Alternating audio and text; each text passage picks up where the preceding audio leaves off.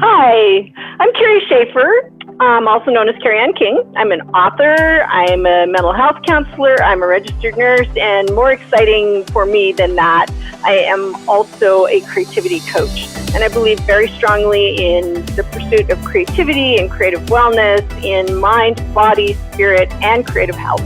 So I'm really excited to be part of this new creative wellness retreat venture with Christina, who is going to tell you a little bit about her over here. Hi, Christina. Hi, I'm Christina DeLay. I am a author who is not published yet, but I'm working to get there. I also lead Cruising Riders Writing Retreats. So I've done quite a few retreats through my life, through Cruising Riders and a few other things too. So, and like Kerry, I'm so excited about our new creative wellness retreats. I'm really excited about what we're going to be doing through them and teaching you guys a few things. So I think what we wanted to talk today a little bit about was, we were talking right before we hit record on this and how we have these kind of strangely similar but different stories on how we got to where we are now and understanding the importance of creative wellness. So it's kind of cool. So we wanted to share those with you. So I'll let Kerry start with hers and then I'll follow up with mine. Sure. Okay. Thanks, Christina.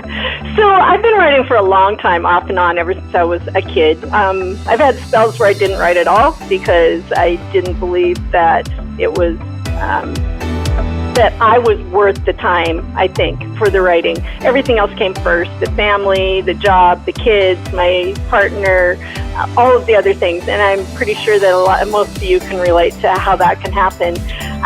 Back a couple of years ago, I was writing and I was published, and I still was feeling like everything else came first, and I was always constantly struggling to be trying to find time for the writing. It still wasn't something that I valued as really necessary to my survival, which it is. Maybe I would live without it, but nobody would want to live with me, if that makes any sense. I am not a good person when I'm not doing my writing, because it's what I'm supposed to be doing here. It took me a long time to figure that out. You too? So one day, back a little over a year ago, I had this really rigid schedule in place so that I could do all of the things. So I had the day job, I had the writing, I was doing a couple of books a year, and I would get up in the morning and write from 5 to 6, and then I had other things I had to do, and then I would go to work, and then I would come home and do all of these things. And I actually caught myself saying out loud to myself as I was driving to my day job, this routine is going to kill me.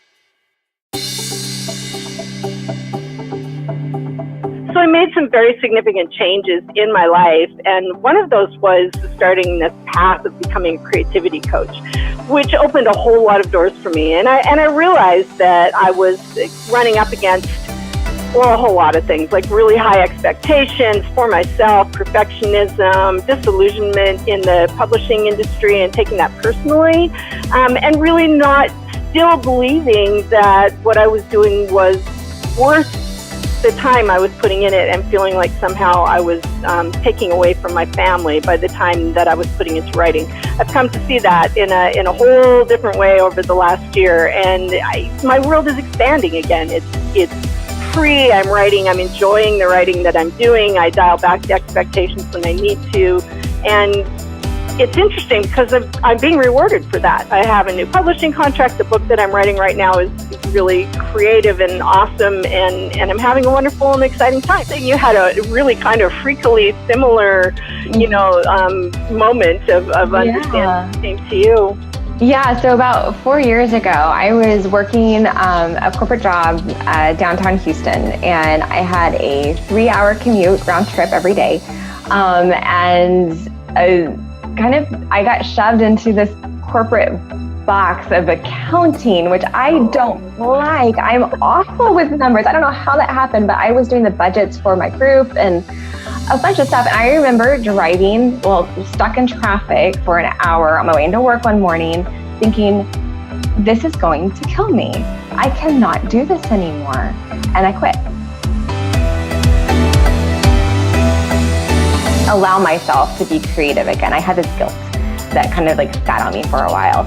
And so I worked through that and started figuring out ways to make a living doing more creative aspects of what I enjoy, and crafting a life that I want.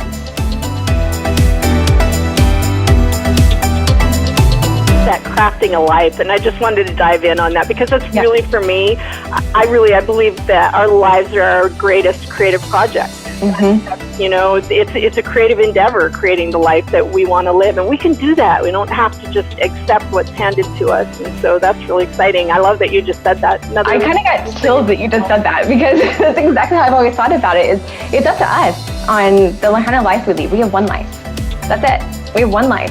And I don't want to wait until I retire and I'm 65 years old to start living the life that I want. That's not what I have ever wanted. So about 4 years ago, I quit that corporate job and I took a big pay cut, and we had a 10-month-old at the time. And we didn't really know what we were going to do next, but I couldn't keep on doing what I had been doing.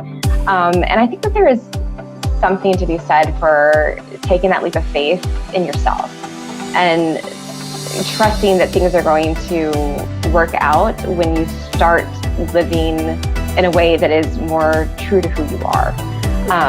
And that's where the synchronicities happen. I think I love the word synchronicity. If you're not familiar with it, it basically it's a word that means, I don't know, I was thinking of it as a weird thing. It's a little woo-woo.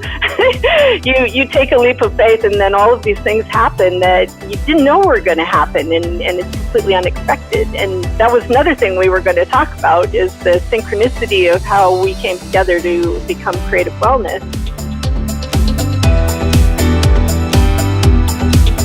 I had decided to invest in myself and make myself worth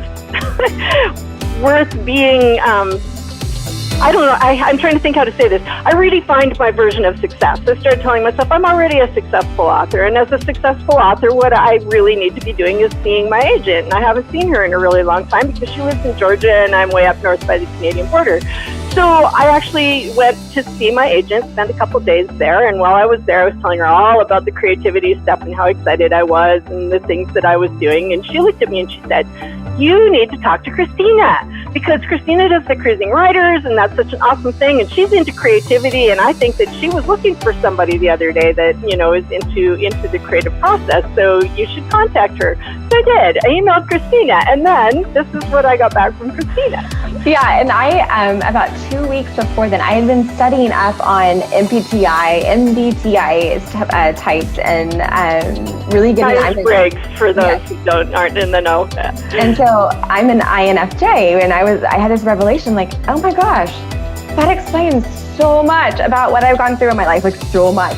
And so what I wanted to do was find a place where I could go and talk to other people who had this kind of revelation like me, who were also creative types. And so I got online to find something that is not out there, it doesn't exist. I thought, well, I like to do retreats, so I need to find a creativity coach who's going to help me do this. And I thought, I need to talk to Kerry Schafer. And this is about 2 weeks before she emailed me. So then she emailed me, I was like, oh my gosh. I just had this moment of, this is meant to be. Absolutely.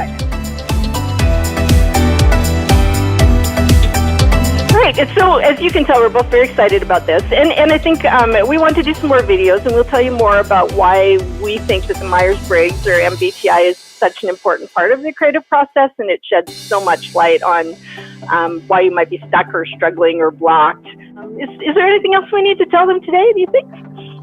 Just that we are having our first Creative Wellness Retreat. It's going to be April 4th through 8th in 2019.